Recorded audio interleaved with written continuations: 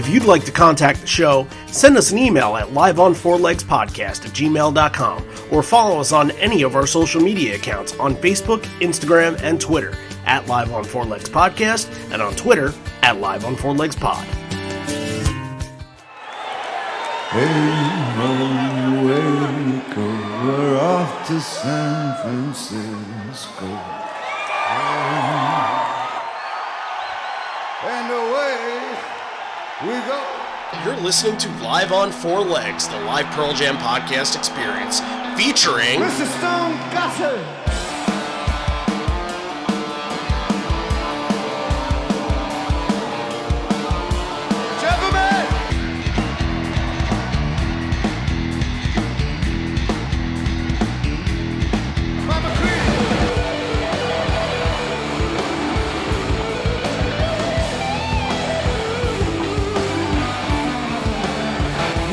Fucking Cameron in the drum.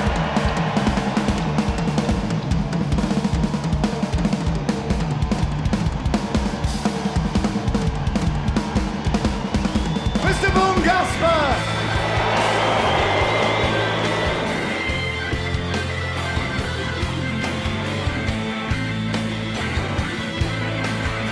You can call me Al, you can call me Ed, you just fucking call me, why don't you?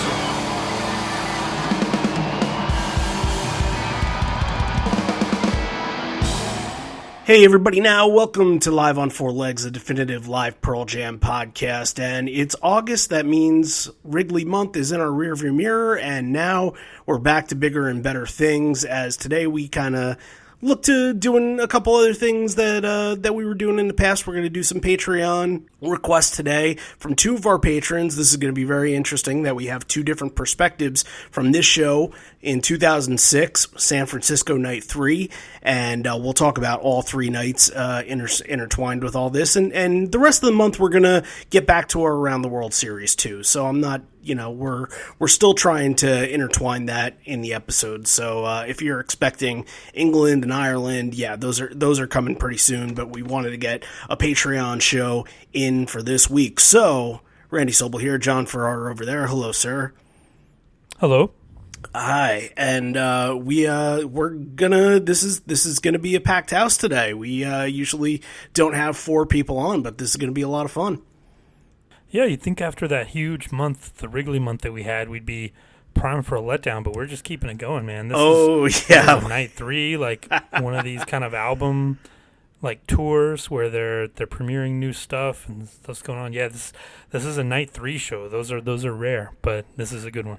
Absolutely. So we are going to introduce Brian and Sean just a second, but Brian and Sean are here because they donate to our Patreon. So that's part of the Patreon package, guys. If you have a show in mind that you have been listening to us talk about other shows and you're just like, when are you getting to, I don't know, night 2 in Tampa Bay 2005. I'm making shit up. That doesn't exist. But if you're thinking that in your mind, the best way is to just go to patreon.com/liveonfourlegs and donate to the show. And John, what else do you get along with that? It's a pretty big package over there. Yeah, we have a lot of exclusive episodes over there. We've been doing our Evolution episodes where we take one song and really dig deep into its live history, talk about where it went and how it got there. Then we've got our Bridge School series where we've been going over all of the acoustic shows that they've done for the Bridge School. Those have been fantastic. A lot of rare stuff gets played over there if you want to hear us talk about that. And then we do kind of our Devo episodes, kind of our fun things where we let our hair down and talk about, lists and kind of a little more lighthearted topics than we usually get into on the show. But yeah, thanks everyone who's been donating. Did we have a new patron we needed to mention? One or two, right? Yes, we do have one. Danny King. Thank you, Danny. Danny is now a new patron, and she will be getting a mask at some point soon. I'm down to the bottom here. I have like maybe 2 or 3 left. So There are one or two patrons that haven't gotten in touch with us for the mask yet. I'm going to give them another week or so, and if they don't get in touch with us, then we'll make another batch, and perhaps we will find a way to get it to non-patrons too. But right now, we want to give something to the patrons as a thank you for joining in. So as I'm looking at it right now, his avatar, Sean, you're wearing the Live on Four Legs mask in your avatar, and I know Brian, you just posted a picture of your mask today, so let's introduce them. Sean Rashkis and Brian Anderson, both patrons for a while now, so welcome to the show, you guys. Yeah, thanks for making room for us in your virtual studio. Yeah, thanks for setting this up, guys. Absolutely, yeah. So this is pretty big. Like John was saying, you don't usually get a night 3, but you get San Francisco's a good one, and San Francisco hadn't had a show in 11 years. Am I right about that? Is that correct?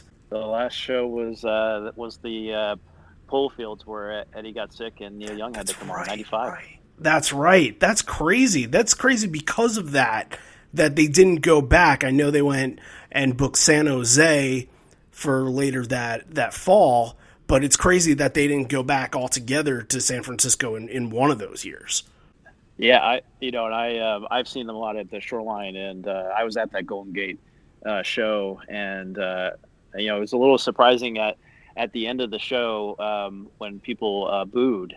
The fact that the show could have been canceled, but Neil Young was there and came on, and they played a whole show, but a lot of fans booed the fact that Eddie was sick and couldn't play. That was I think the band may have been pretty angry about that. I think it was Jeff came on at the end and kind of chastised the fans for booing. Yeah, that I mean, we'll save you for that episode for sure, because that's got to come up at some point. But that's kind of crazy that's the first time this little string of 3 shows. But that's them saying they know what's up and they want to give back to a good city that hasn't had much going on Pearl Jam wise in the few years. So Sean, you went to all 3 nights. Brian, you went to 2. We'll start with Sean, just your first night and just kind of put it all together, what it was like being there for all 3. Yeah, and so just a little background. I took my little brother, and when I say little brother, this was through the Big Brothers Big Sisters program, and kind of felt like I had introduced him a little bit to music as he was growing up. And when these shows came around, that they were going to do 3 shows in San Francisco, and it actually the first night actually landed on his birthday, and I thought it would be cool. I think he was turning 14. To be 14 and go to 3 Pearl Jam shows out of 4 nights, and he was ecstatic and loved that. And we're up in Sacramento, so we drove in for the first night and just stayed at a place right next to the auditorium, and we had the tickets for the 10 Club line, so it was back when they were, at least for this auditorium, it was the floor is just a general admission and then seating, and so they had a special line for 10 Club members that would be, I think they had an extra hour to get in before the general public to get their spots where they wanted. So we tried to get, I think, in line at least an hour and a half, maybe 2 hours before doors opened, and already it was snaking around the auditorium. But kind of did your standing in line and connecting with the other Pearl Jam fans in the 10 Club line was cool, and then getting in and just kind of getting up into your spot for the show. And they were pretty, when the band came on after Sonic Youth. Backing up too, this is the tour. I don't know if it was this tour and the other tours where Eddie came out first and played a song.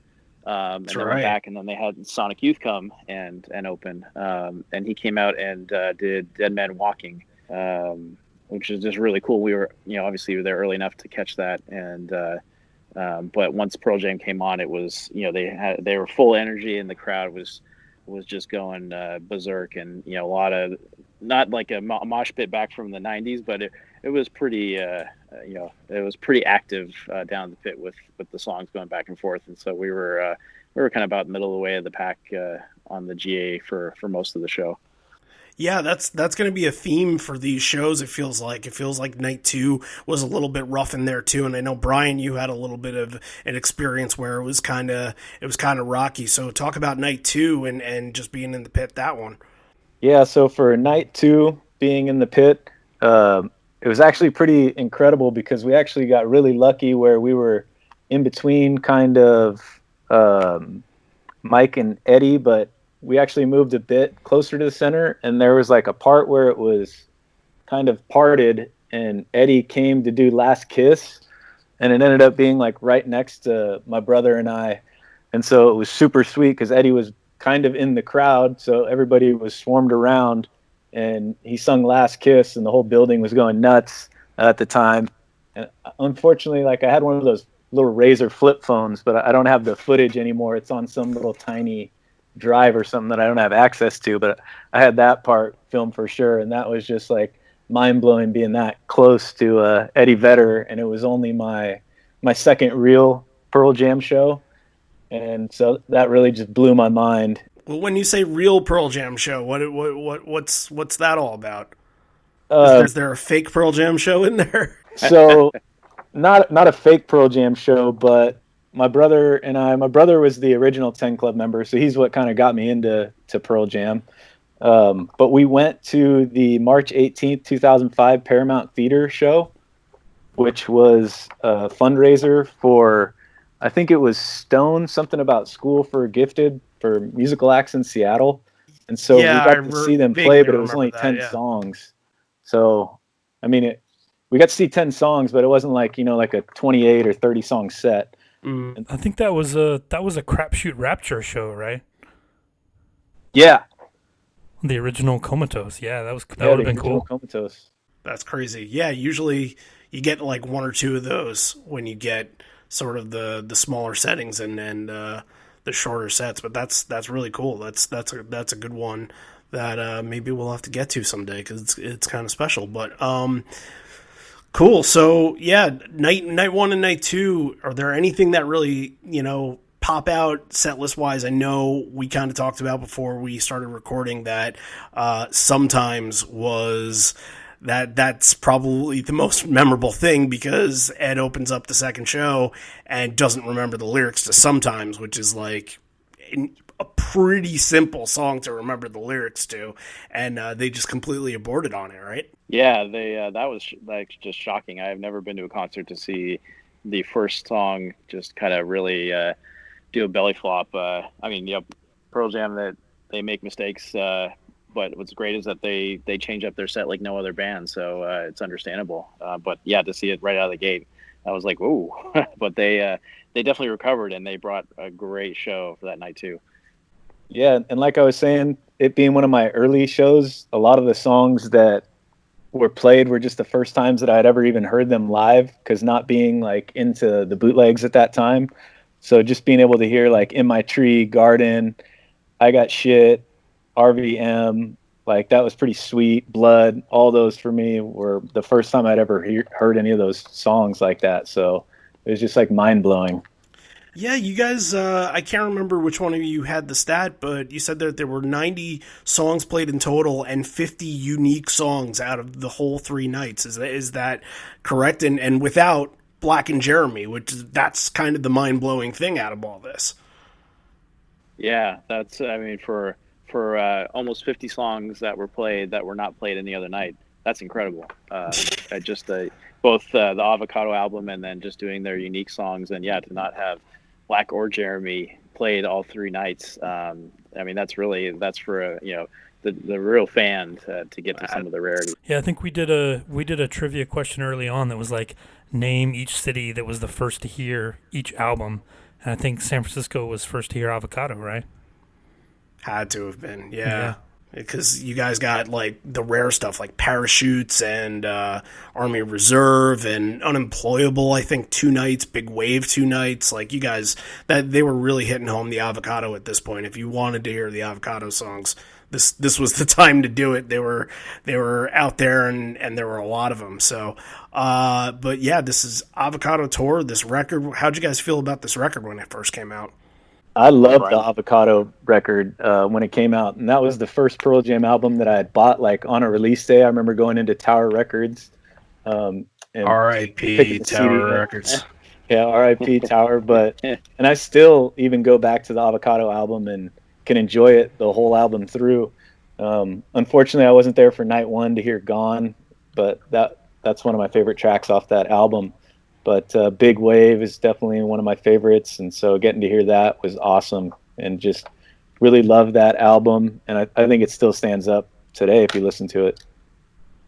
Yeah, and I agree. I think it's got a lot of rockers, and I think you can kind of tell with these three shows is there's not like a big area in the set list that's kind of like a slowdown. There's just a lot of high energy pockets, and I think it because of Avocado, it's just got a high energy feel to it. All the songs, so there's just so much to just keep the energy going. And one thing just throw up for night one with Parachutes was really cool is before they played Parachutes, Eddie pointed out Fred Vedder in the crowd. I don't know if it's a cousin or the relation, but he was, you'd figure kind of family would be in backstage, but he was up in the second deck in the seats, and so they had the spotlight pan over him. But it was just really cool where Ed just talked directly to him as family and appreciating that he come out for the show and then dedicated Parachutes to him. That's pretty cool because it feels like something that Ed would do in reverse for them, because he's always saying things. Let's, how's everybody in the back doing? Like, he's always, thinking for those people in the back. And there's a great story about his first ever Bruce Springsteen show where he was sitting in the back row and he's always thinking about those people. So I wonder if Fred, they're just cut from the same cloth and they went to shows together and that's how they like to experience it. That's pretty cool. Yeah. No, it was nice. It was touched. That was definitely one thing that stuck out from night one for me. So let's kind of climb into night three here. Parachutes, Army Reserve, Gone. Some of the less heavy songs are not in this set, which you said before. These are all rockers. This set is really. There's almost no dead point in the set. I really can't even point one out. And I think we should just jump right into it because there's a lot of great stuff to get to, including the opener. They open with Release, and I actually saw this week, I was looking at some fan created a best versions of 10 songs, and this version was actually the version of Release that they used. Wow. Like, compared to, all the ones from, early 90s and all that, like, this was a terrific version. It has that, like, right in the pocket, right in the groove. It's like, beautiful version. Mike and Stone working so well together in tandem. Like, I felt like this must have been a really good open for the show. Yeah, and especially with, they opened night one with Of the Girl, and then, with night two with the Sometimes Kind of Fall in Space, I'm sure they're ready to, like, just nail that thing. And then to have Release, you'd figure if you're going to hear 3 shows out of 4 nights, you'd get Release twice, but to only get it once, and they nailed it. I think the reason, too, that they picked this one is maybe because the crowd at the end just takes it. And that's always a cool moment during Release. And like you said, Randy, the pacing on it is perfect. It's that kind of extra slow version that really gives the song space and it gives it room to breathe. And yeah, it's really, really good. That crisp Stone sound to it, like, that's, to me, perfect Release when that happens. Not rushed at all. Yeah, like, this is a fantastic version. Great way to start the show.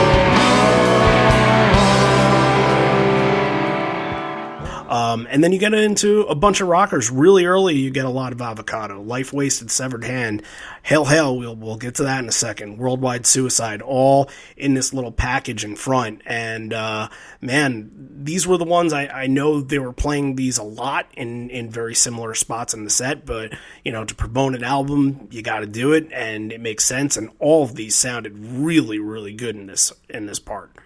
Yeah, from my notes, I just have Mike McCready ripping already in song 2 with Life Wasted, and then on to song 3 with Severed Hand. Mike McCready's guitar is on fire. Yeah, no, I definitely during Life Wasted, I felt like there was an extra amount of energy coming from Mike, that's for sure. And you watch the video, there is a good video clip of this on YouTube, and all of them, it's not just Mike and Ed like it usually is, but Jeff is energetic, Stone's energetic. Like this is a good show for all 5 of them.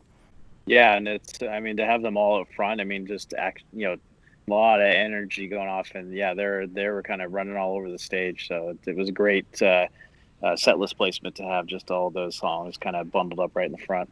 Yeah, you're getting these songs right after the album, so they're going to sound as good because they rehearsed them, they recorded them, they've been playing them almost every night. So yeah, you're going to get really tight versions of these songs, which you don't always get later on in their evolution, if you will. Yeah, and right smack dab in the middle is Hail Hail, and I think this is a great highlight from this night, and it reminds me of the Hail Hail from MSG Night 2 in 2010, where it's just like, it's in the pocket, it just rips, and Ed is energetic in it, like, the whole thing. Oh, man, he does the, I refer to those in front, and, like, he's bringing the crowd into the song, and this is a fantastic version of this. Yeah, and I think I couldn't see it going anywhere else in the set because it was just perfectly right within the first 5 songs, and it just carried that energy for the crowd, and yeah, it just really set the tone for the night to kind of say, okay, we're kind of veering off a little bit from Avocado, but we're still hitting you hard with a great upfront song. Yeah, it was kind of perfect how they used that to break up the Avocado, because you had Avocado, and then throw something else in there, and then back to Avocado. So that was a nice little transition that they had. He makes it into a little bit of like a social distancing anthem too. It just looks like there's room for all of us apart. Thought that kind of stuck out to me too. Like, can that be the song now? Yeah. I mean, maybe he was a little bit clairvoyant at the time. Predicting the future.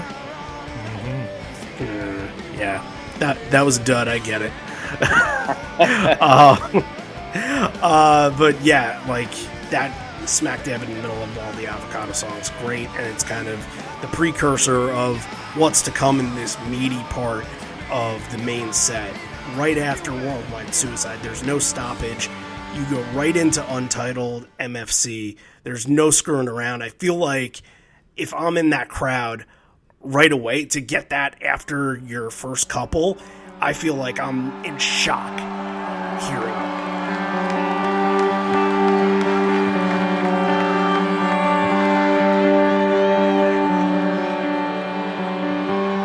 Got a car and a tank of gas.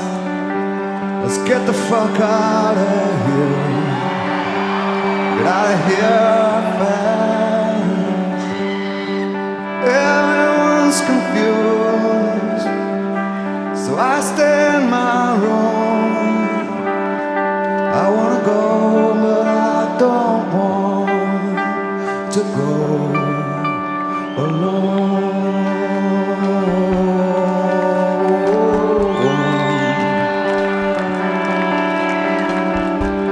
I hope you get this message. Sounds like you're not home. Oh, I could be there in 23 minutes or so.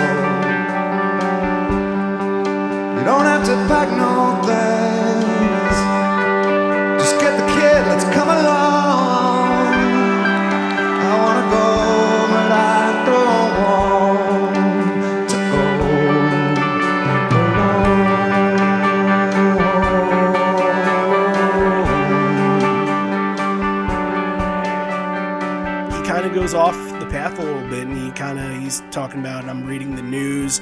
It's a little bit extra. It's not just your regular got a car, got some gas.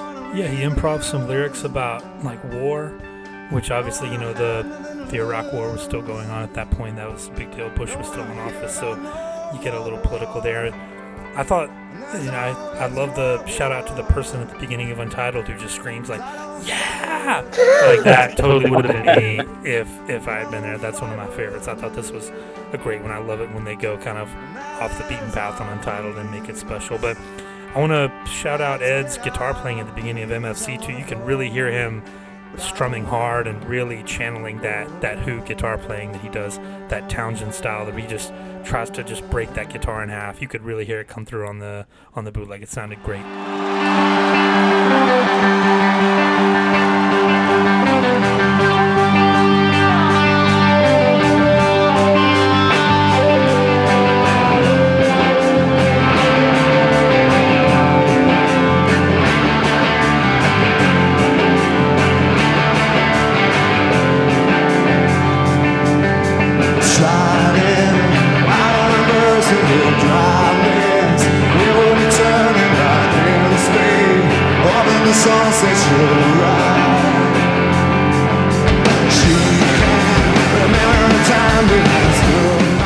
You would think maybe it would slow a little bit the pace, but it just kept rolling, with that song. And Randy, I know you like the chewing, and it was a 10 on the chew scale.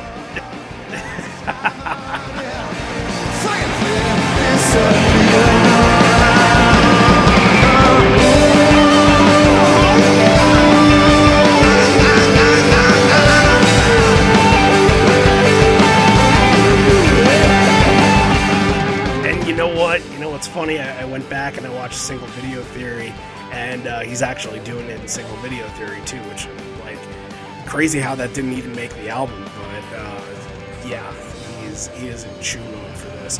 But I feel like there were a lot of windmills this night, because one of the songs especially, he was windmilling the whole time. So I don't know if it was during MFC, but this was a windmill night, wasn't it? Yeah, a lot of heavy strumming from Ed, and really up front. He had that same guitar all night that he was just hammering on.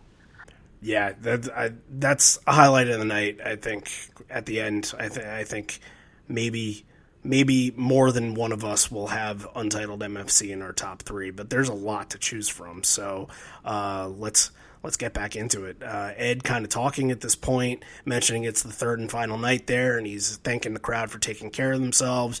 And that's where he mentions that they hadn't played San Francisco in 11 years, which is just crazy. And that takes you into the song, like you said, the San Francisco show at the Polo. I was going to say Polo Grounds, but what's it called? Polo Fields. Polo Fields, right. Obviously not the Polo Grounds. But yeah, the song that basically spurned from that incident, Red Mosquito, and really in your first handful of songs, you have a pretty rare one from Yield and 2 No Code.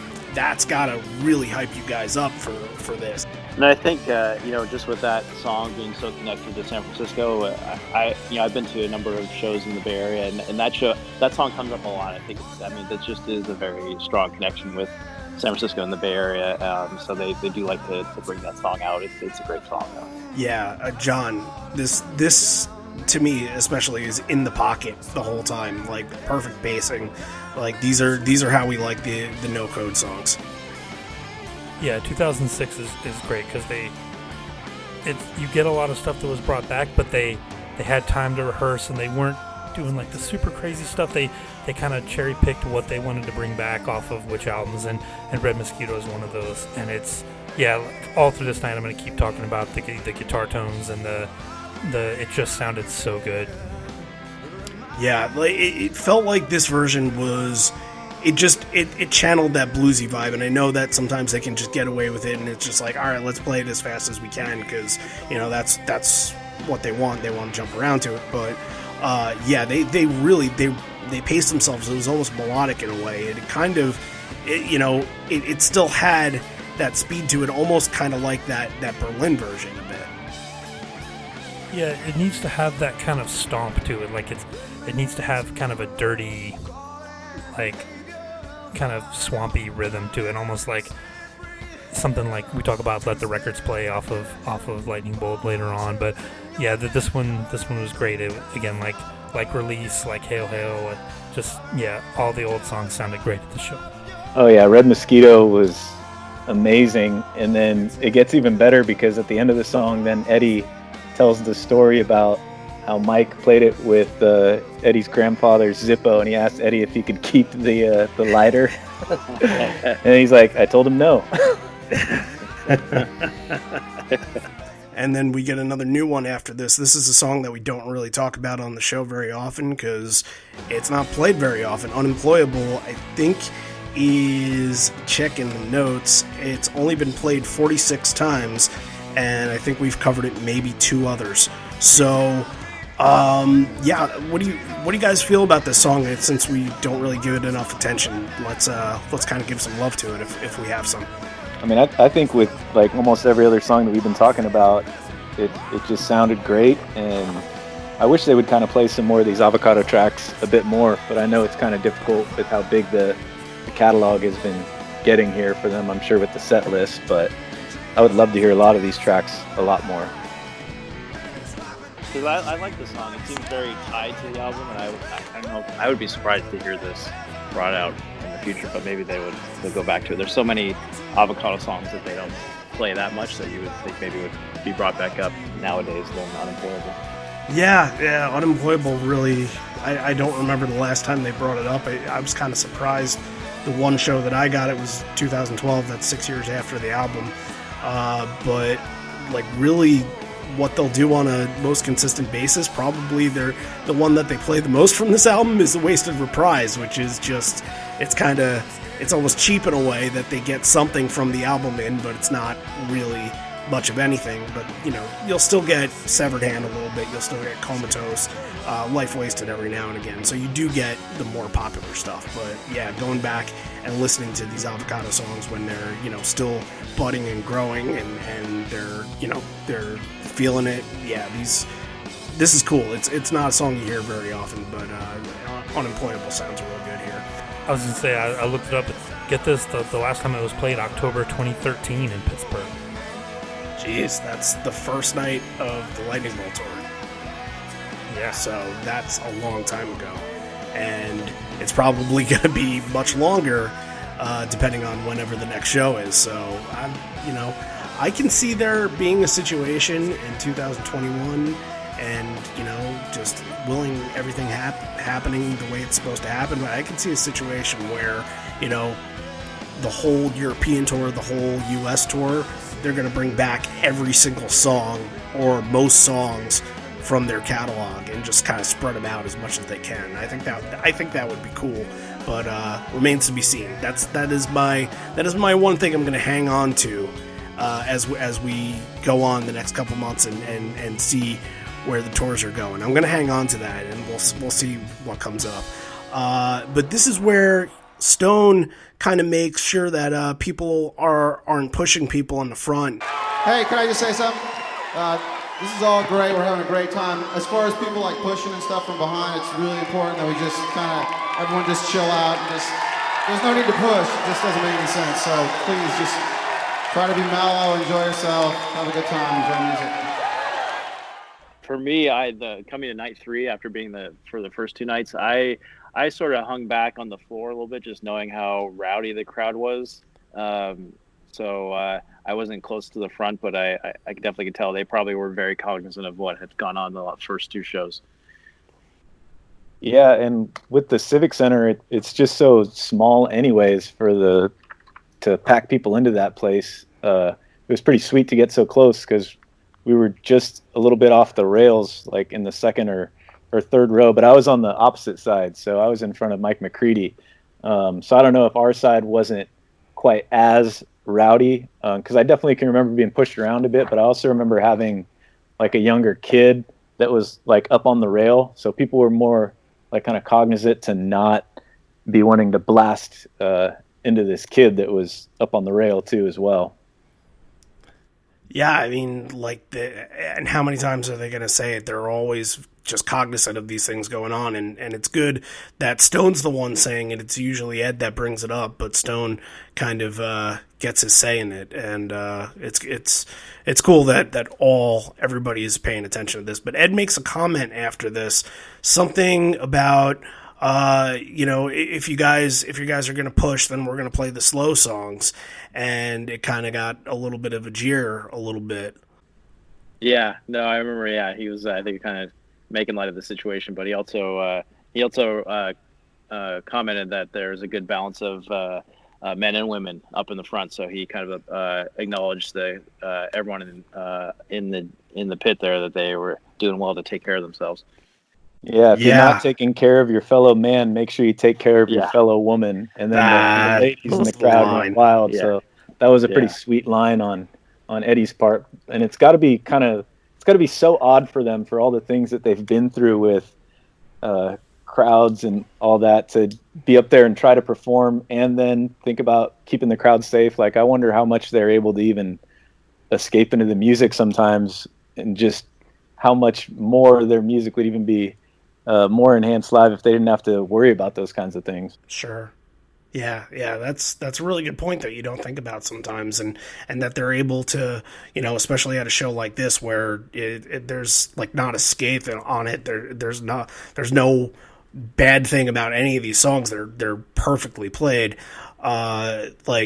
It's kind of remarkable that they're able to get through all these, and I'll raise you that line that you said about the women, and I'll give you the next one is a sad song, but not a slow song, and that gets you into sad. John, I'm going to bring this up with you, because do you remember? Let's flash back 4 weeks ago, and I said, hey, wouldn't it be cool if they did a combination between Sad and Light Years, because they're same subject matter, same time period, binaural, one made the album, one didn't, and what do we have here? Yep, that's a good combo, and I think this is not the last time that we're going to talk about these two songs together. I think they paired them up a lot over the years, but yeah, I thought this is fantastic. Sad definitely on the front foot, like it sounded great, like definitely pushing it. Shout out to Matt Cameron, who was amazing in the show. And then Light Years, what can you say? Like, huge moment. And I would say this is like the just the bread and butter pocket for me in the show, is the Sad into Light Years, and John, just like you're saying, Matt Cameron. I mean, the transition between the two songs was amazing, and just man, and especially for Light Years, such a great song. And he just rolled right into it, and it just set up like the next 3 or 4 songs were just great. The way that he rolled into it, and it's funny that you say that, because it makes me think of the way that they roll into Not For You, because that same kind of drum pattern is what he does for that beginning of Not For You, just a little bit slower, and that's kind of what I was feeling here. I'm like, wait, what are they going into? And then they kind of they bust out Light Years instead of Not For You, but I felt that same vibe as you would get for that. Yeah, and I think just the overall, like John was saying, like the whole night, Matt Cameron in his drumming was just like, the spotlight was just right on him with the songs, and not to be forgotten too is that he had a lot of background vocals for Avocado, and he was definitely doing the background vocals. It was fantastic for the Avocado songs. Yeah, absolutely. You got to give credit to Mike too. I thought Mike was fantastic during the solo in Sad, and this is another Ed windmilling song. Both the combos, it's fantastic. Everything in this part of the set list, this is like my dream, to get these two songs. The next song, Red Mosquito, Hell, Untitled MFC, like half of those I've never seen before, and they're very high on my list to see. So I'm very jealous right now that you guys were able to get this, because I don't know if we're going to see a set like this ever again. And there was no lightning bolt either, so. No lightning bolt. Nope. That definitely takes away some of the possibilities. But one song, another. This is another Avocado one right here, and of course we have to give a shout out to Matt because it's his song, and I texted him and told him we were doing it this week, and he said nothing. So I guess that's his acknowledgement. But hopefully he's tuning in, and we'll play a little bit for him. But what I remember, because I think his brother went to the first 2 shows, and I think during night 2, did Ed crowd surf during Big Wave? I'm trying to think of. I only remember him going to the crowd for the Last Kiss. I don't know, Brian.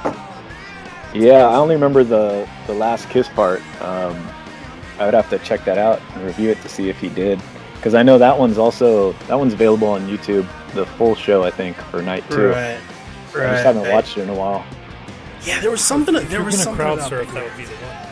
Yeah, right. That's why it kind of came to mind, and I thought that Steve, like throughout the years, was kind of teasing Matt because he was at that show and saw it, and that moment happened. But I don't know. I'm gonna have to defer to him, and we'll see what results come out of that. Hey, quick editor's note. It seems that after talking to Steve and watching some video on this, that Eddie was in the crowd for Last Kiss and then made his way towards where Steve was at Stone's side, and it was back-to-back where Big Wave came right after Last Kiss, and Ed was being hoisted back onto the stage, so Steve had thought that he was crowd surfing during that point, but turns out he wasn't. So there's the story. Back to the episode.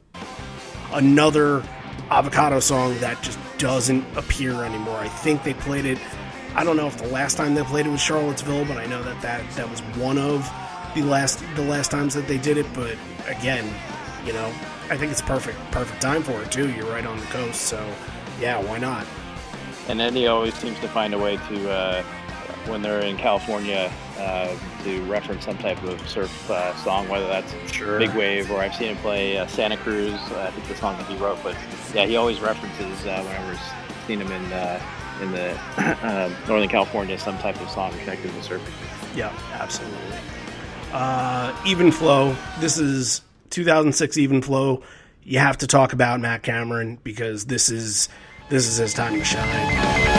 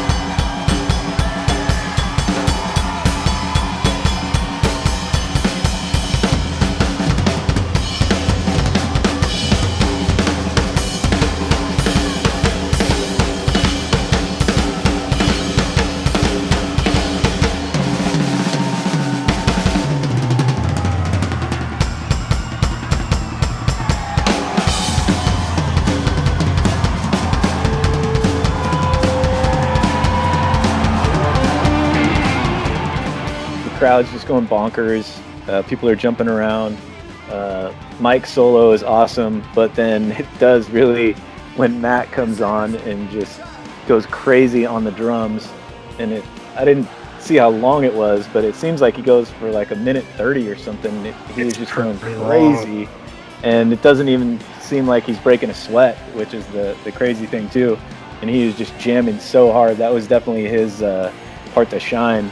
And it was just awesome. And especially the other nights that they did Even Flow, like there was a little more spotlight for Mike on the soloing, but definitely with night 3, they gave Matt Cameron like the spotlight to do some drum stuff, and it was awesome. I love in this solo, and he was doing this a lot in 2006, just kind of like that. He kind of stops a little bit, and it kind of has that uphill climb, almost like a train when the train's kind of going up a mountain a little bit.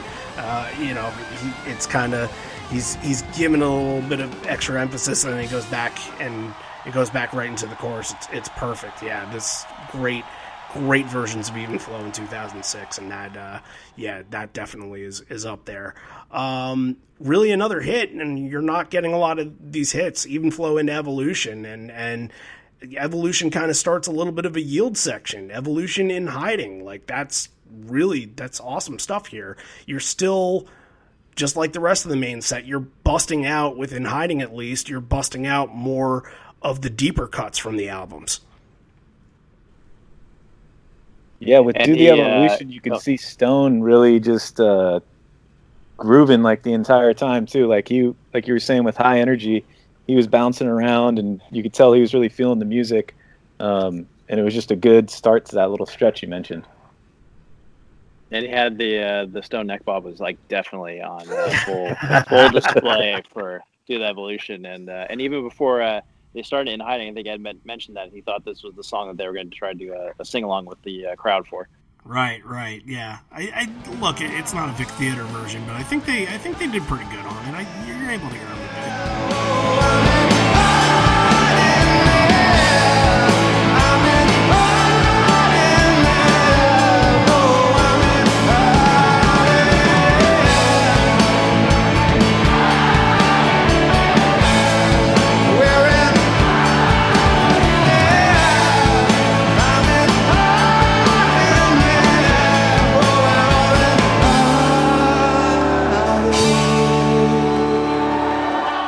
The deep cuts is really what makes this show, and whether people were there for them or not, it's listening back to them, these are unique ones in the set list. Then you get a couple at the end here, Down, Present Tense, and Why Go finish out the show, and I think it reminds me of like a 95 set or 94 set, where there's no, they don't play Black in the middle of a set. Black is more held for an encore spot. They just keep going. They keep going with the faster paced tunes that, like, they put in a deep where usually you would get, I don't know, an elderly woman or something like that. Like, this feels kind of like the modernized version of that era. Yeah, I mean, I think you covered it, man. Yeah, Given to Fly, like, that would have usually been in this spot. But, yeah, how about getting Sad and Down in the same set? That's fantastic. Right, yeah. I'll give it to you guys. Down, Present Tense, Why Go? Anything that you got on those? I like, when they're throwing Down. I've seen it a number of times, and it's almost wherever you put it in the set, it just goes well, and it doesn't necessarily slow down the momentum. It's a great just kind of keep on trucking song. So I really enjoyed it. Kind of right where they had it late in the set.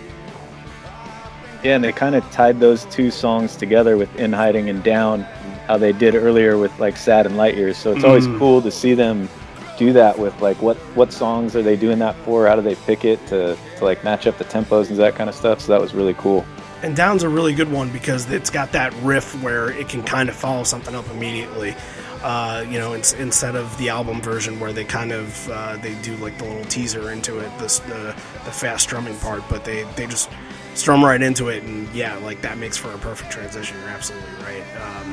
Great present tense on this version. I think this is a very strong Matt Cameron performance on present tense. A little cymbal action, beating toms in that parts of the verse, kind of building up to that first to the chorus. I thought sounded fantastic. I mentioned earlier about the guitar tone. Like the intro to present tense is one of the best things about this show. Like sometimes it can sound a little thin due to whatever reasons, but this one I thought sounded perfect. I was in it from the very beginning. Present tense absolutely in highlight. 3 no-code songs in this show. That's pretty good for any show of any era, even 96. Why Go ending the set, like, You know, it kind of, whenever they end a set with Why Go, I feel like it's kind of an ellipses almost, where it's not like a stamp kind of close that, you know, an Alive would be or a Porch would be. They kind of leave you wanting more with Why Go. It has that kind of, that ending, that down, and they can kind of just walk off, and you get excited for the next moment that's about to come. Yeah, and especially with, you know, the prominent songs from 10 that were not played, to go with Why Go, it definitely, like you say, Randy, that just left like, all right, there's a lot more to come still, even though they're, you know, going off stage. And it really builds up that little time in between the sets there where everybody's just going crazy because it's just such a great walk-off song, like you mentioned, like Why Go? Exactly. Ask the question, it fits a set like this too, where it was kind of like a lot of up-tempo songs, a lot of rockers. You know, Why Go perfectly fits in with that, and it's a nice bookend too with Release to think about, you know, all the stuff that was played in the middle, but you're getting a bookend of Release and Why Go in the main set. That's kind of cool. Yeah, and when you think about Why Go in this era in 2006, they brought it back a little bit in 2003, but not much. 2006, kind of like Leash, Rats, and some of those other ones, this is really when they're starting to bust it out, and you can feel like the old ones are kind of new again. It had been a while, yeah. I saw them back in the in the 90s, but it had been a while, so it was nice to see it kind of brought back up. I'm going to tag out. John, why don't you take over the narration part, and then I'll chime in when need be. Yeah, so we get a little encore break here. They come out with Wasted Reprise into Man of the Hour, a little precursor to the slow burn encore open. What'd you guys think of this? It sounded just really beautiful the way they slowed it down, and kind of he gave Boom his introduction so late into the show, but it was just really a beautiful song, and the way they played it just sounded really clear and crisp, and it was a great start to the encore one. Yeah, and I agree, kind of coming out of nowhere. You kind of so used to kind of Wasted Reprise with tagged with another Avocado song, but to throw in Man of the Hour, that was cool because you just don't hear that song very often. Like you mentioned before, Matt's backups are very prominent on Man of the Hour. I thought they were fantastic there.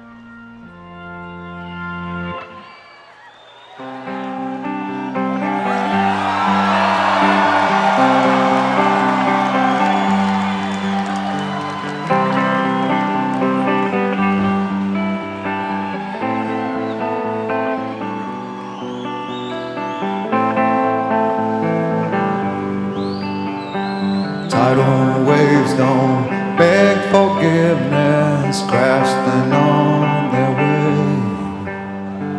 Father, he enjoyed collisions, others walked away. A snowflake falls in air, and the doors are open now, as the bells are ringing out. As the man of the hour is taken, his final bow, goodbye for now.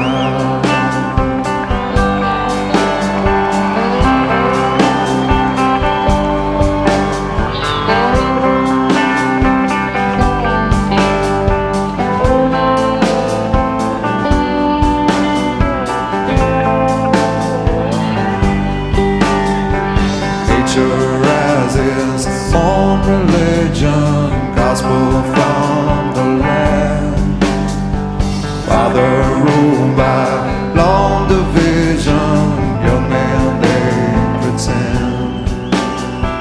Poor man comprehend,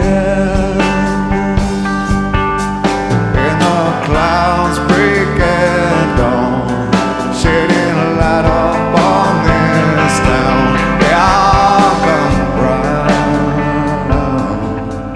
As the man of the hour is taken, his final bow, goodbye for now. We get in first cover of the evening. You get Crazy Mary.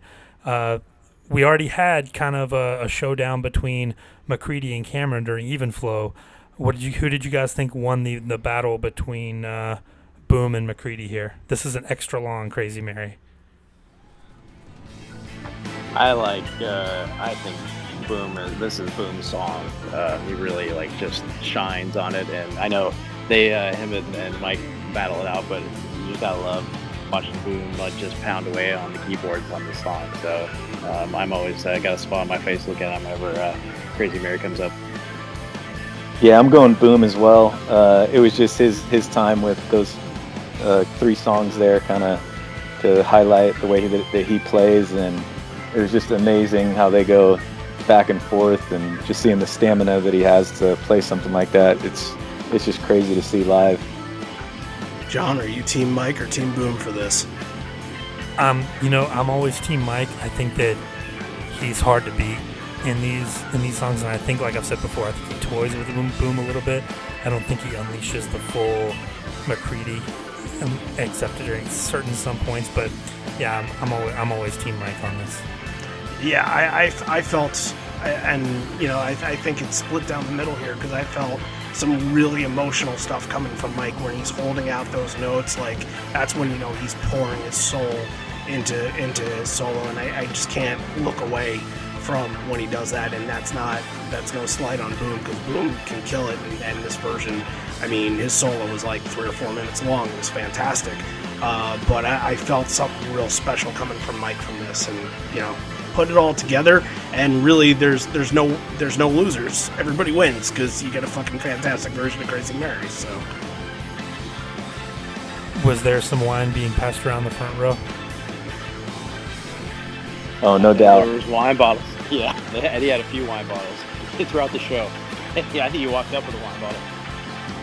And so close to Napa, I'm sure he's got some sort of hookup for the Northern California, all the good stuff. That's why they did 3 nights there. that and the surfing, maybe a little bit of the marijuana at the time too, I'm sure.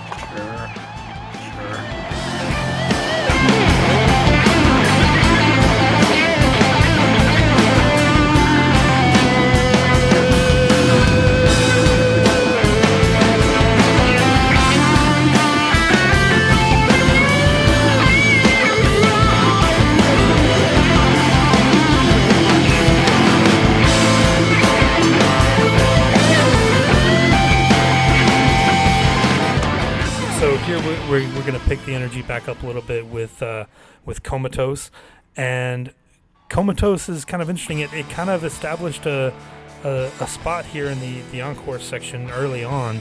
Brian, I want to talk about this too. You had actually seen the original version of this song. Talk about that a little bit. Yeah, so it was a similar type of venue, but I would say the people definitely were not anywhere near as rowdy at the Paramount Theater that night in Seattle.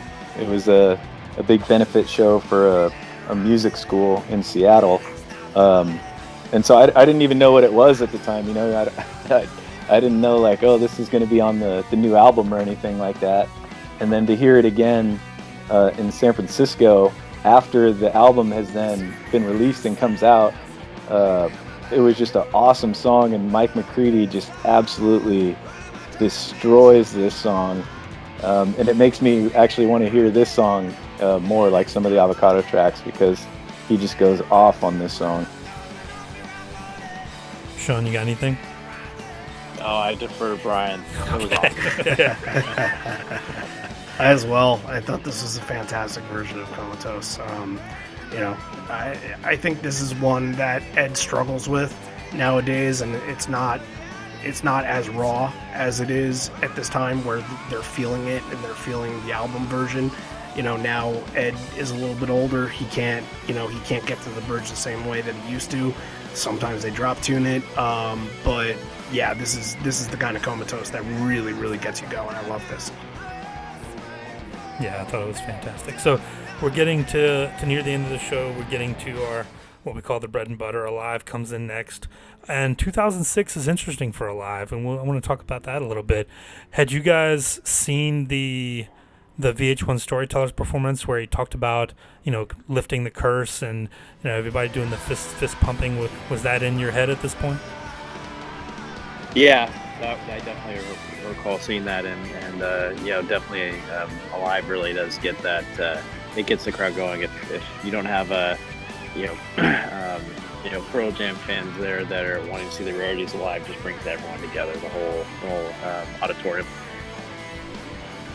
Yeah, another kind of like one of the throwbacks, obviously, with like Even Flow is big, and Alive, just like everybody gets to go bonkers because everybody knows that song.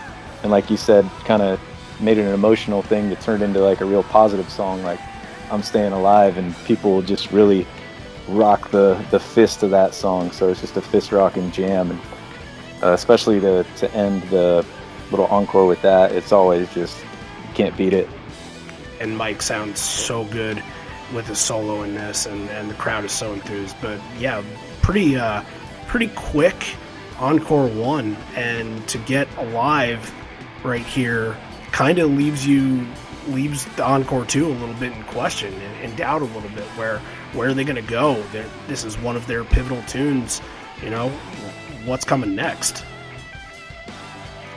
Yeah, and almost, with maybe Jeremy and Black still out there, you kind of thought maybe they were kind of do like like a slower burn, like final few songs, but that definitely didn't turn out to be that way. Yeah, and to be going for the third night too, you're wondering like, okay, like you're trying to guess, like they've played this, they haven't played this, like what is going to come up? When they came out for encore 2, it's funny that you said that like the crowd, is anticipating something, or you're thinking about what other songs you can would you be able to get here. The crowd has some ideas, because the crowd right away is chanting for Stone. So were you guys hoping that you get a little bit of Mankind at this point? I mean, I didn't have my hopes up for that. At that point, I'm just ready for anything, though, But I didn't have. I don't know if I was in on all the Stone chants. I think that was more on his side over there. Everybody was pumping him up. Yeah, that would have been wild to have a third encore, and you get Stone singing. That would have blown the roof off. For sure, but you get some really early stuff here. This last exit is fantastic. I thought this was definitely one of the highlights of the night. The McCready solo in last exit just sounds crisp, and it almost sounds like the crowd got dead quiet when he's soloing, and then right when he finished, it just roars.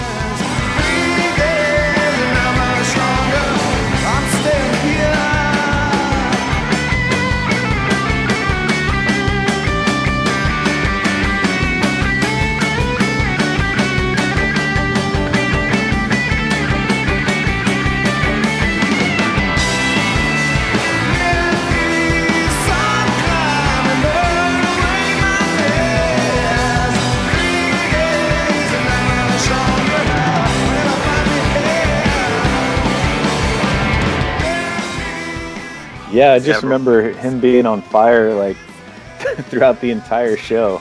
And I mean, for it being one of my earlier shows and being like right in his section, it was just like watching in awe as he just shredded like every single solo, every song. It was just amazing to watch him play the entire night. Yeah, and just I wasn't even thinking that last exit would come out at this point in the set, and it was awesome. Yeah, they were just right in their groove, and so that was great to see it towards the end of the show. But more early stuff to follow. State of Love and Trust, packaging these two back to back, like you're getting such a great energy boost here. That's State of Love and Trust, and then kind of afterwards, Ed's thanking the crowd and giving a little nod to Sonic Youth and kind of teeing you up for Leash. And you got Leash the night before, so it's still like we said before with Why Go. 2006 was really the comeback year for Leash, so getting it 2 nights in a row must have felt pretty special for you guys. And I think with Ed's voice again, like 3 shows in 4 nights, that leash brought me back to the early '90s. The way that he sang that, it was so strong with vocals. It was great just to see that. You'd think maybe after night 2 you wouldn't, we're not gonna see leash again, but to bring it out again that for night 3 was just fantastic. Yeah, it's definitely a song that carries the crowd, and with the energy that was going on, it's like, why the hell not just play it again? And who knows how many people didn't go to night 2 or night 3. I don't know if they have those stats with like the 10 Club ticket purchases or things like that before shows, but it's pretty sweet. Like if you only went to night 3 and then you got leash, if you maybe missed it on night 2, that's pretty cool that they did that. Yeah, always looking out for the people, absolutely. But State of Love and Trust, leash, that's 1991, 1992, little stretch right there. John, what'd you think of this stuff? Oh, I thought it was amazing. Yeah, to get State of Love and Trust into leash, and that's what you want in an encore too, right? You want the things that are going to send these people home happy.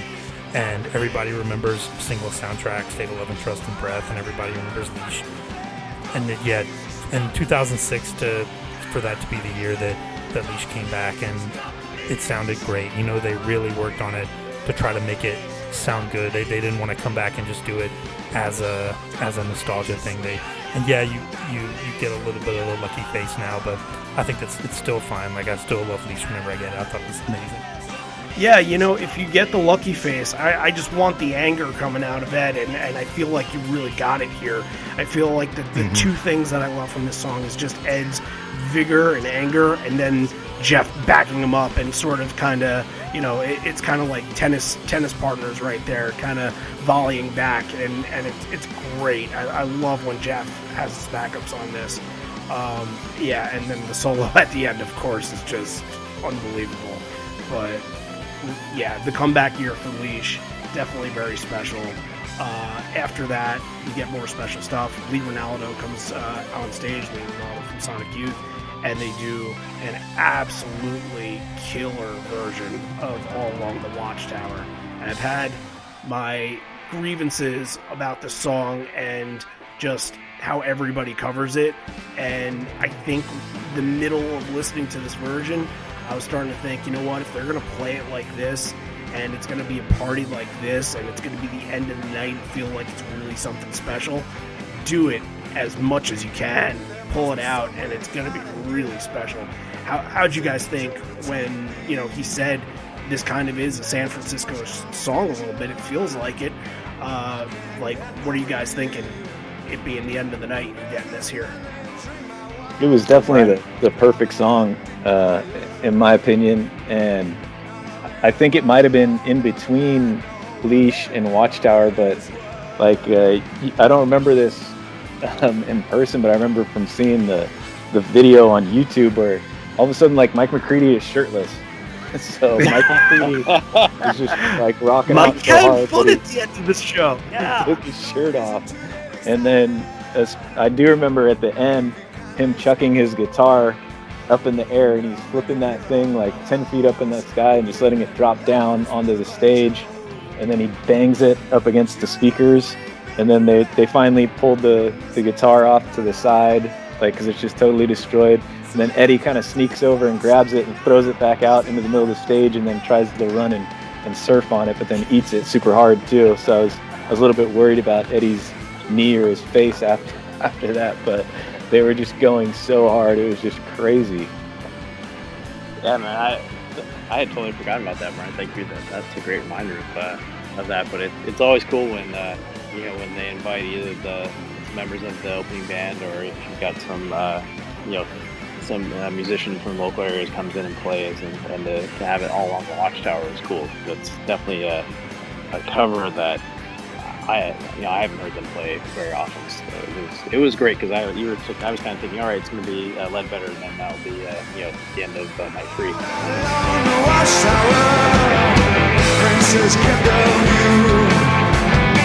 While the women came and went, and members servants too. Outside in the cold distance, a wildcat did cry. Surrounded with approaching, and the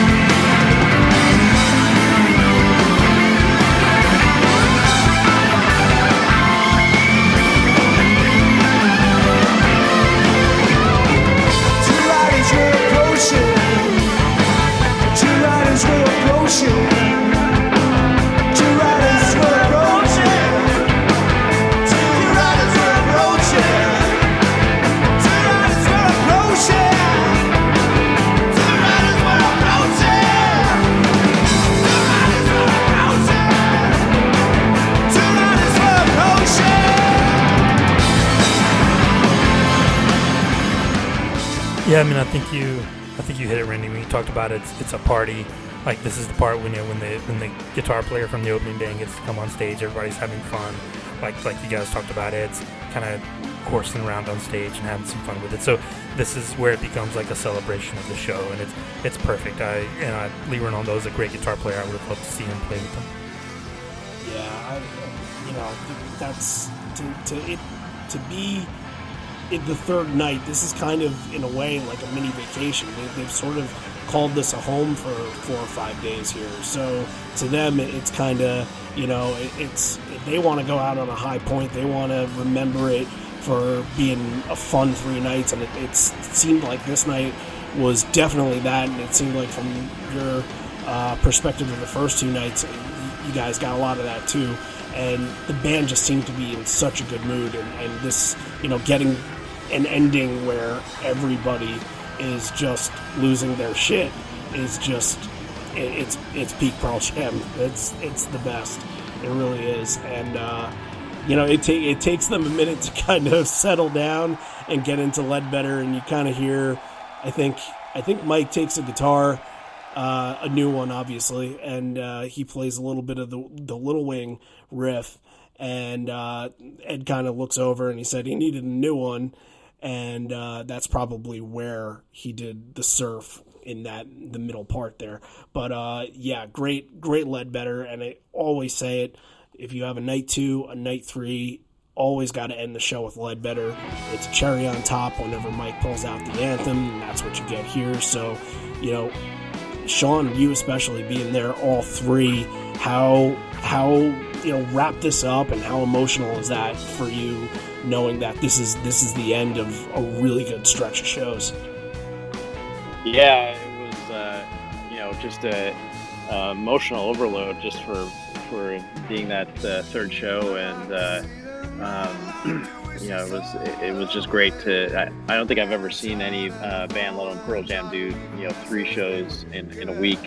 That was my first experience, and just to have this night, kind of like what you said, they were sort of in their groove. They were really rolling out a very unique set, and it was just a great ending for the night to have Ledbetter. It was definitely like a full circle and conclusion to like a full week of being in San Francisco. Yeah, I almost thought they could have just ended after Watchtower, the way they went so hard on that. But obviously, just Ledbetter is like the perfect closer for, like you mentioned, having like a multiple day kind of thing where they've played multiple times there in a row. Like, why not end it with the Star Spangled and the Kiss Goodnight from Mikey with the Tucking You In with Ledbetter? It's just the perfect way to wrap everything up for them in San Francisco. Yeah, absolutely. Yeah, I feel like it's a perfect bow on a show that was absolutely fantastic, a set of shows that people remember very fondly, and really, I think that they didn't do too many more U.S. shows after that. I think they were just finishing up. I think they went up to Portland and did the 2 Gorge shows after, and then I think they took a break for about a month and went overseas. So this is starting to get kind of to the end, and they might be starting to miss things, and yeah, probably getting emotional for them too. So let's all go around in a circle, and I'll start with one of you guys. Just pick your 3 favorite moments. It could either be from 3 to 1, or it could be just pick 3 and those are the ones. So I'd say 3. I would say Watchtower. I think that was a great way to start to wrap up the show, especially for the third night, and to have, just like you guys were saying, the all party and everyone was just having a great time. That was it was just a perfect way to end the run for them.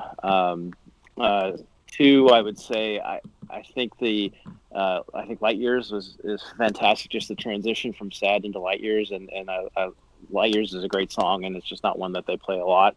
And it just showed the dexterity of all the band members to just transition right into that song. I thought it was a great part of the set to bring that out. And I think the number 1, I'd have to say, sort of Leash is kind of highlighting Ed's voice again for being like 3 shows and 4 nights, to be able to pull out Leash at the almost the end of the show and to bring me back to the early 90s with the power and his voice. I just thinking as I'm sitting here now that the likelihood of having to see Pearl Jam do 3 shows of 4 nights and have Leash towards the end of a set, I don't know if that will happen again. It was just incredible just to go back and revisit these shows and hear the strength of Ed's voice over those three nights. Good stuff. Awesome. Yeah, I think for me, I'll have to go with number 3 as being just kind of those opening songs where you get your first 2 Avocado, you get Life Wasted, and then into Severed Hand, just because it was like the album was so fresh, and those are your first songs that you're getting off the album in the show, and the energy was just great, and they were really rocking hard, so that was one of my favorite parts. And then obviously the Untitled into MFC is always super, super special. How they kind of quieted it down there where it was like a lot of hard rocking songs. They slow it down for a little bit, and then they go right back into jamming with MFC. And then my number 1's definitely the Watchtower when they're just going crazy and McCready's chucking his guitar up into the air and banging it off of speakers. Like, I've never seen anybody destroy a guitar like that, let alone Mike McCready. So that was pretty sweet to see. I was thinking about a couple of things. Like, obviously, Untitled MFC is fantastic. You guys mentioned that. Sad Into Light Years is fantastic. We talked about Present Tense and all the cool things of the show. But I'm going to go full 1991 on my top 3. I'm going to say number 3 is Leash. To have been there and to not know it was coming, like you guys said, you got it the one night, weren't sure if you were going to get it again. Like feel like that brought the house down right at the end. I thought it was great, and I think it probably contributed into Watchtower and Ledbetter being so great as well, and having it be such a kind of a fun, loose atmosphere. My number 2 is Release. We talked about that at the beginning, how it was perfectly paced, it had room to breathe, and had all the space that it needs. And then when I was listening to it, the crowd at the end, really, you could tell they were up for this night 3. Like, after those first 2 shows, they were ready to see what they were going to get on this one. I thought it set the tone for the whole night with the crowd interaction, and just fantastic. And my number 1 is actually Alive. We talked about a little bit about how 2006 was an important year for Alive and the storytellers and everything. And I thought, when the crowd started doing the fist pumping and the hey hey, I thought it really picked the band up and took them to a higher place, and it really elevated the song into something special. And if you listen to McCready after that section, he just takes it in like, okay, I'm going to take what you gave me, I'm going to give it right back, and he just goes off. And I thought it was a really special moment at this show. I mean, we can do a top 10 on this show and like from all of our perspectives and still probably get every song in there from 4 people. That's how many great moments there are in this show, and it's difficult to pick, but I think overall I'm going to cheat a little bit and say that number 3 is just the deep cuts, the Untitled MFC, In Hiding, Red Mosquito, Unemployable, Big Wave, like Sad and Light Years, like all just bringing all those to the table and those being in one show. To me, like that, I love seeing shows like that, and they hit on just about every single one of my favorite songs. So yeah, I was all in on that. I would say I would take Untitled and MFC out of that equation and put them in at number 2, because just mind-blowing. Untitled, whenever it's extended like that, you get this anticipation, like when MFC is going to hit, but you're just waiting for it, and then when it finally does, it's just a jolt of energy, and great, love it. And number 1, it's such a difficult decision between Leash and Watchtower, and I think they kind of tie, and I'm gonna give it a tie to Leash and Watchtower just being the end. I'm gonna combo them together because, again, it's the last night of a tour, and the band wants to leave it all out there. Not a tour, just a section of shows in a city, but they're just leaving everything out there, and they're just making the party atmosphere feel just fantastic, and something that you're going to take home and remember for a really long time. So if I cheat on these, so what? I haven't cheated in a long time. Leash and Watchtower are my number one. So, but rating this, I'm very interested to see everybody's rating, because I'm going to have to think real hard. John, why don't we go first, and then we'll let our guests go second, since I think their ratings matter more than ours. Yeah, I was going to suggest that. I think that's a good idea. I guess I'll start it off. I'll say this may seem low, but it's not. I'm going to give this an 8. Like, I enjoyed listening to it. I think it doesn't have those really like iconic, like an Immortality or a Black or a Jeremy. That's the only thing I thought it was missing. But 8's absolutely strong. I thought it was a great listen. I really enjoyed it. The pace kept up the whole time, and I thought it was great. So I'm gonna give it an 8. But it's just below those iconic shows that we talk about sometimes. Yeah, to me, like I feel like this show didn't need it. Like I like that the set kind of filled with just sort of more punk rock and faster things and less of the atmospheric stuff. I like the direction they took, especially even with the Avocado songs. They could have played a Parachutes or an Army Reserve, which is more of a mid-tempo song, and they decided not to. I applaud them for doing that, especially for a night 3, and I think it was a perfect way to finish.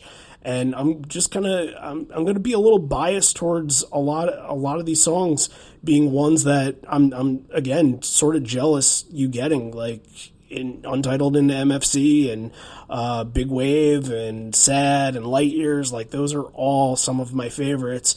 And from a historical and maybe a journalistic perspective, maybe I'd give it a 9, but it would get a half point more from the fan inside of me. So I'm going to take the fan, and the fan is going to give it half a point more, and I'm going to make this a 9.5, which is in reality as close to a 10 as you could possibly get with me. But I'm interested to see what you guys have to say now. So what do you got? I think for me, I'll go with, like you're saying, kind of a 9.5. Like, I still think there's always room for a little bit of improvement, and I'm really a big fan of like Better Man and Black live and being able to sing those with the crowd. And you don't get either of them, not even just one of them with this set list.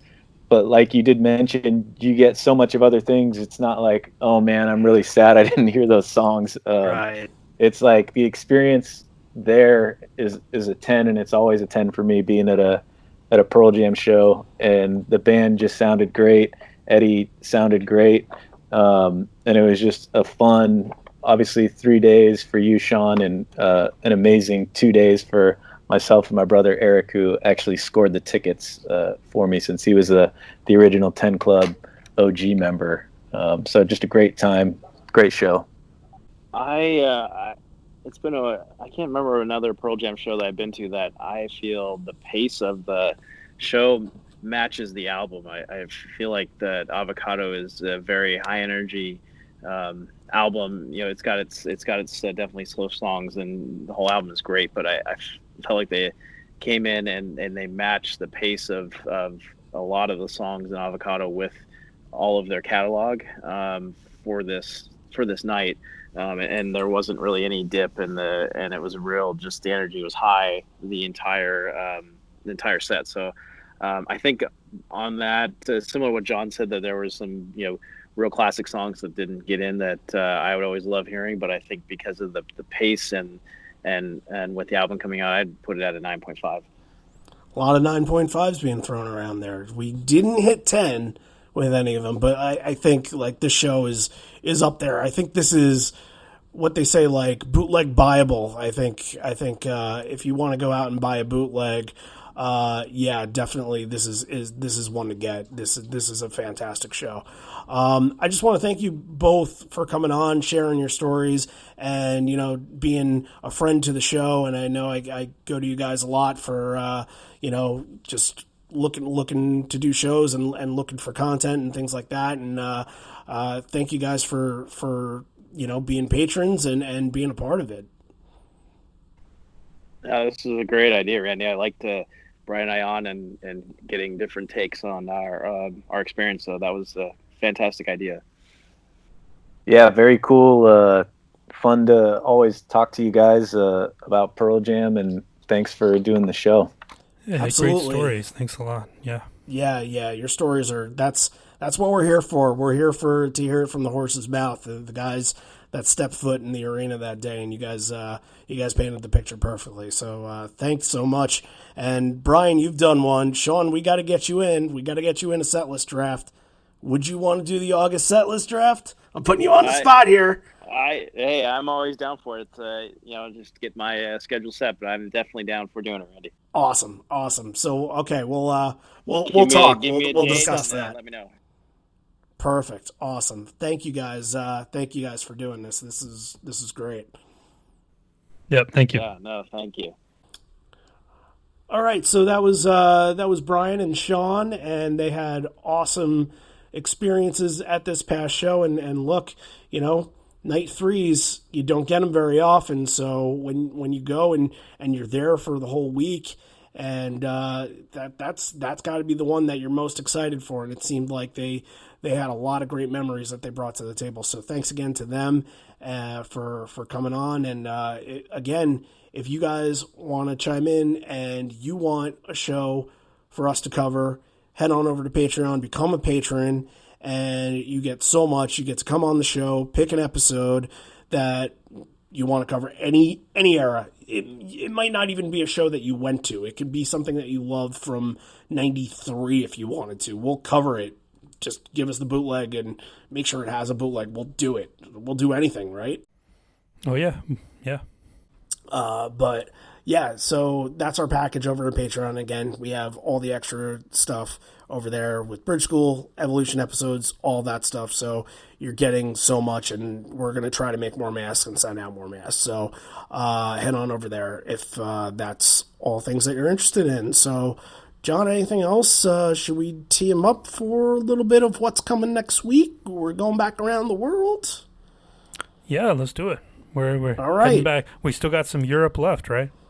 We do, yeah. It feels like the never-ending tour of Europe, but we have to hit up Great Britain. It's just we just got to do it. And next week we're going to go to England, and we are going to do a very unique show from '93. It's a year that we haven't touched up on a lot. This is pre-verses. This is the summer, so a lot of these songs are brand new, like Go and Animal, and I believe they played Blood that night. So there's a lot of good stuff. This is Brixton Academy. There were two nights they did back-to-back, so we're going to do the second night, July 14th. I think this was a pretty popular bootleg that was passed around at the time. Oh, yeah, and I'm definitely excited to get back into the 90s. It feels like it's been forever since we've done one, so that'll be a lot of fun. It definitely has. Yeah. We can just go back and just pine on just how raw things sounded back then. And, we've done so much 2016, 2018, 2006 recently that it's definitely going to it's going to be an explosion when we cover it and talk about it next week. But also, we're kind of going to give you like a 2-for-1 because we're going to do something else on Patreon. We are going to do another England episode. It's actually going to be their first ever show that they did in Europe at Southend. I think the date is February 3rd, 92, and it was their first time overseas. So we're going to kind of dig into that. That's going to be a Patreon episode where that should be really exciting just to see where the band's mindset was at that time, because they were about to, like, in the middle of just absolutely exploding. Yeah, I mean, you could feel it in the songs at that point. They were just about to break, and it's an exciting time. Yeah, that's going to be a good one. Yep. So good stuff next week. A lot of throwbacks to the early 90s, and the rest of the month we'll go back to the 2000s, and then we'll go back to the 90s a little bit, and there'll be some special stuff thrown in there. So let's say goodbye for the day. This may be the end. We're here, but not for much longer, although we may be parting ways. I miss you already, and I miss you always. For myself and John and our guests, our patrons, Sean and Brian, for San Francisco Night 3, we will see you next week. Looks like there's room for all of us apart. Good evening.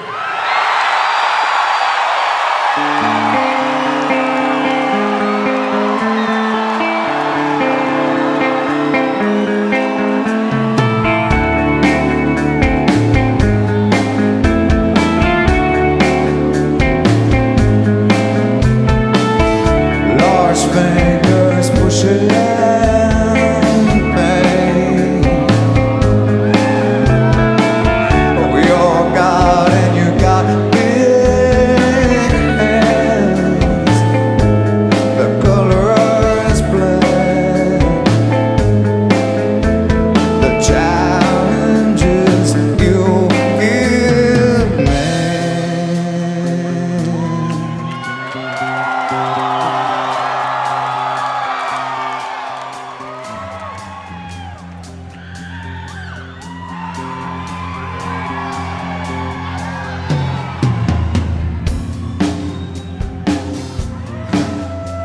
I forgot the fucking song.